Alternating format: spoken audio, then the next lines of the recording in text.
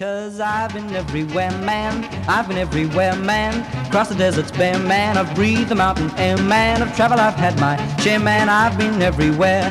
Been to Tullamore, Seymour, Lismore, Mooloolaba, Nambour, Roochdore, Kilmore, Marillaba, Birdsville, Emmaville, Wallaville, Connemara, Connemara, Strathround, Proserpine, Alladala, Darwin, Gingin, Lillaquen, Muckdilla, Wallawilla, Bougainville, Cumberland, Ramakiller. I've been everywhere, man. Yes, indeed, we have been everywhere. But you know where we haven't been yet, Rob? We haven't been to Hopetoun. In the Mallee. We're going to do that right now, where we hopefully will have Jacqui Jones. Hello, Jacqui. Hi, how are you guys? Good, except when people pause just for that moment, I think, it didn't connect. That's all good. No, excellent. Thank you for joining us. You've had plenty of warning. I think I rang you yesterday. Great to have you on board to tell us about Hopetoun. Now, I promised you a really hard question to start off with, so here we go. Where's Hopetoun? Hello? She's gone. Is she there? Over. Yeah, yeah. Oh, she's there. Sorry. Where's Hopetoun? Oh, sorry. Hopetoun is in the Ariambiac Shire in the far northwest of Victoria. What's the nearest big town? Well, we're smack bang in the middle, pretty much, of Horsham and Mildura. Okay, so a lot of times you'll bring up a little town name and you'll say, up in the Mallee, and they say, no, it's not, it's in the Wimmera. But there's no doubt you're in the Mallee and probably very proud of that. In the Mallee, definitely in the Mallee. So I'm a little bit familiar with that part of the world, having lived up in that corner of the world myself a little while ago. I suspect the word wheat dominates the conversation at various times of the year in Hopetoun. Sorry, wheat? Wheat. What you said, I didn't hear properly. Wheat, W-H-E-A-T, grain. Oh, definitely wheat, barley, oats, canola, lentil peas, chickpeas, lupins, all dominate the conversation here with the farmers. And, of course, the farmers' well-being means the community is also going pretty well. And the last few years, I would suggest that you've probably had a good run at it. Normally it's 1 year in 4 in the Mallee is enough to sustain farmers, but I think from memory you've probably had at least 4 good ones in the last 6. I think you'd be pretty close to being right, actually. We've lived here now 10 years. I think when we came in, it was a good year, a bad year, a good year, a bad year. But the last few years seem to have been consistently good.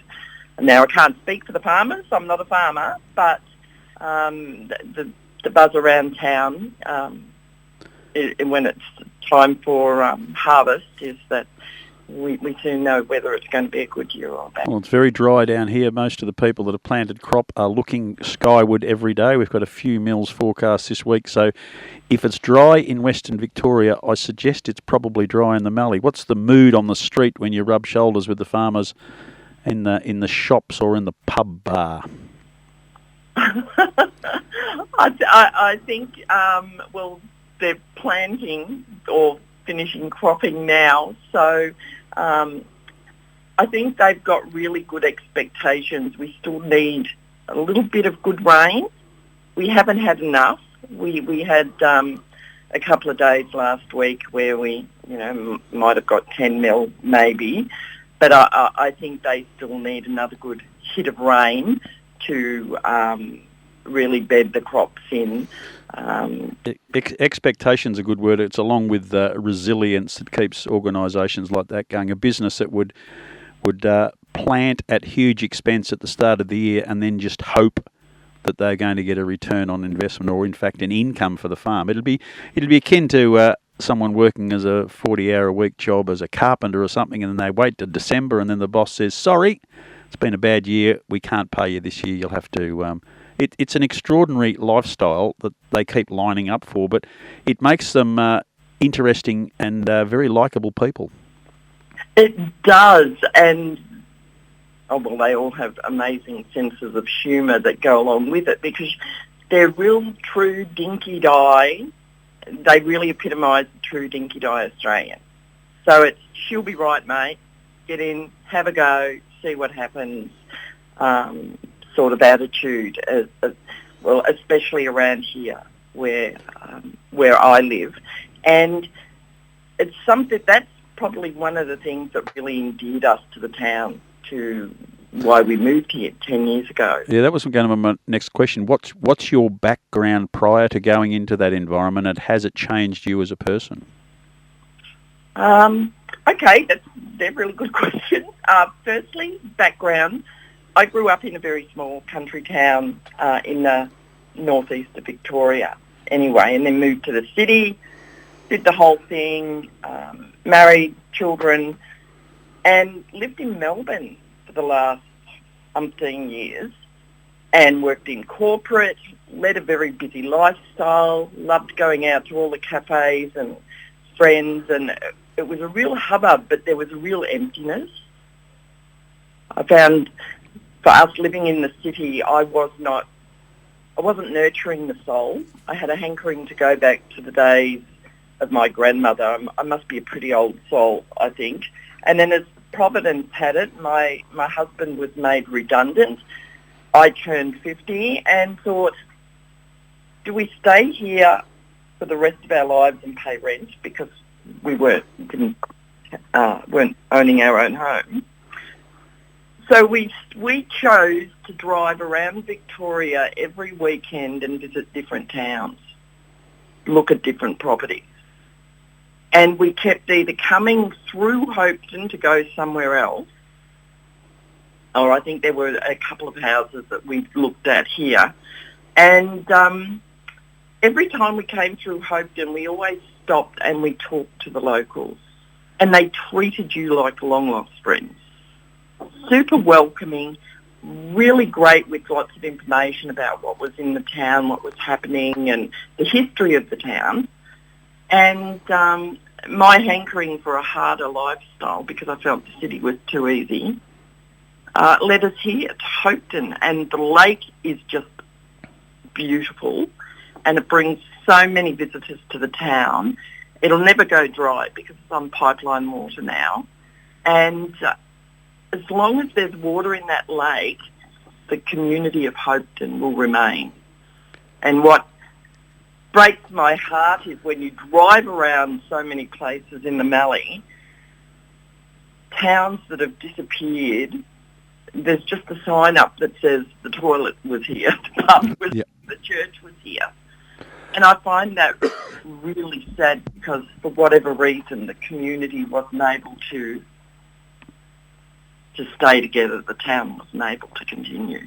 There's a couple of towns not very far from you on a major highway, the Sunraysia, and I speak of Woomalang and Lascelles, that in my mind are very much linked with Hopetoun. I had a friend who taught in Hopetoun and lived in Woomalang. His partner worked in Lascelles. You go through those two towns now, and there's a cumulative total of one business in Woomalang and one in Lascelles. And it's just really sad, two in Woomalang, actually, I think. It's just really sad to see, and it's nice to hear that Hopetoun, I guess the lake, a bit the same with Oyen and their lake, that if there's something that will draw people there, that's always a good thing. Yep.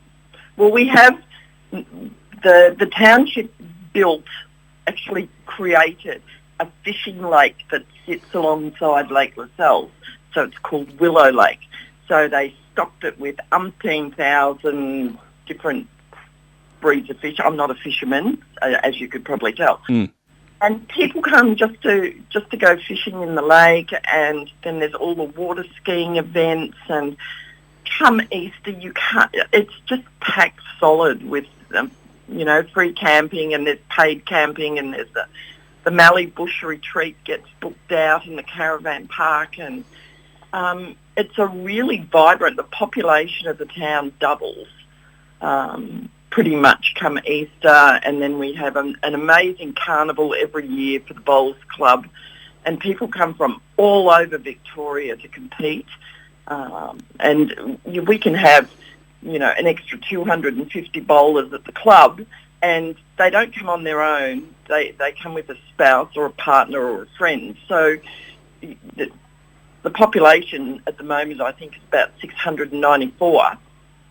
So over the Bowls Carnival towards the end of every April, the town doubles in size. Wow. And that's amazing for the town, and absolutely just gets bigger and better.